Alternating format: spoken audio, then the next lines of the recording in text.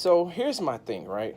So like I said, Dak Prescott has come out and said that no team really needs a number one receiver in order to be successful. That's because Cowboys have no number one wide receiver. Mm-hmm. So, they're banking on Allen Hurns. Yes. But it got me to thinking, and, you asked me, what did I think about it? And then we got a little bit deeper.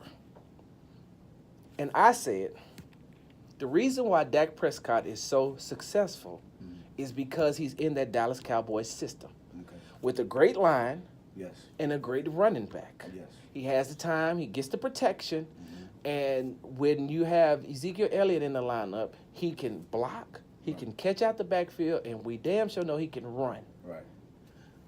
I also said this.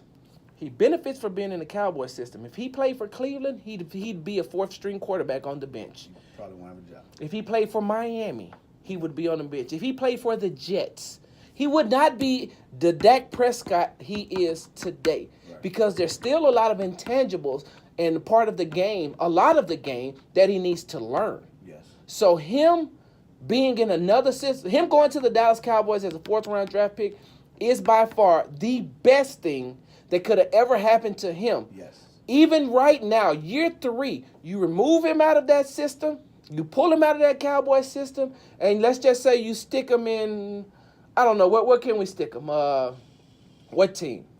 I'm trying to think. What team could we put Dak on and Buffalo? You put Dak in Buffalo, no. He's still not successful, right? Mm-hmm. So you put Dak with the Texans. Is he as successful as Deshaun Watson? No. You put Dak in Jacksonville with Blake Bortles. You put him in Indianapolis. Jacksonville because they got a defense, so he would only be required to do so much. Okay, but you put him in Indianapolis. No, because they're horrible. Put him in Denver. Maybe. Chargers? No. Raiders. You see what I'm saying? So when we start looking at successful quarterbacks in the NFL, right? Do we rank Dak up there in the top 5? No, I think no. Top 7. No. We pull him, like I said, pull him out of that Cowboys system. We rank him top 10. No. We don't rank Dak top 10 right now? I can't give him top 10 because he hasn't played the third season yet. Okay. I can't give him that because obviously this year, like I said, he put his money. Well, he put his mouth, so hopefully he can put the money out there and show that he can get that big contract because he said that he don't need a big-time receiver, but he needs something. So if that means the Dallas Cowboys just going straight basic and we're going to be a downhill team and run, that makes it one-dimensional, and everybody's going to stop that. But if he can't sit there and throw the ball and disseminate across the field. I don't even think Dak would be successful if he went to the Washington Redskins. No. Now, here's the funny part. Jimmy Garoppolo doesn't have a lot of games under his belt. But he's still a better fit at quarterback for San Francisco than Dak is. Yeah. And this has nothing to do with the fact that, I think that the Cowboys have made some bonehead moves this year. It has nothing to do with that. Yeah.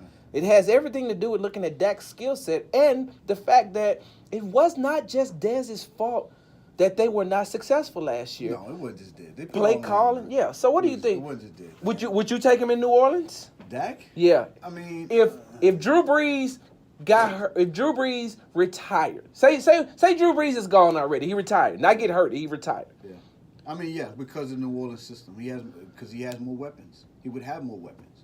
Now Dallas is, I'm gonna say they're starting over, but again, y'all going one dimensional with having a running back, and you ain't got nobody to throw it to. So defense is automatically gonna crowd the box to try to step in the box, and say, okay, now Dak, you show me what you can do. Yes. Now, when he starts doing that, then the defense will start playing off him. But that's how they're going to have to go into this season with him. Mm-hmm. Even with Dez. And Dez was falling off a little bit, but it wasn't to the point to where, okay, we need to send you somewhere else. Nobody else was out there for y'all that's going to take Dez's spot. But then again, he was inaccurate too. Hey, listen, let me tell you something, man. I told you earlier, I almost renounced my allegiance to the Dallas Cowboys today.